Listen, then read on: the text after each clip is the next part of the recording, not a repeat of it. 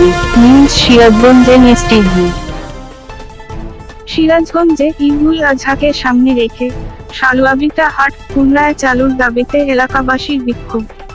সালুয়াবিটা বহুমুখী হাট পুনরায় চালুর দাবিতে সোমবার সকালে সালুয়াবিটা, চর শৈলাবাড়ি, টুকরা ছনগাছা, চর ব্রাহ্মণগাতি সাটেকাবাড়ি, বানিয়াগাতি এলাকার শত শত নারী পুরুষ, বৃদ্ধ, কৃষক, শ্রমিক, ছাত্র, দিনমজুররা হাট সংলগ্ন সিরাজগঞ্জ গাজীপুর আঞ্চলিক সড়কে সমবেত হয়ে রাস্তা অবরোধ করে বিক্ষোভ মিছিল করে। এই সময় অনেকে তপ্ত সড়কের উপর শুয়ে পড়ে।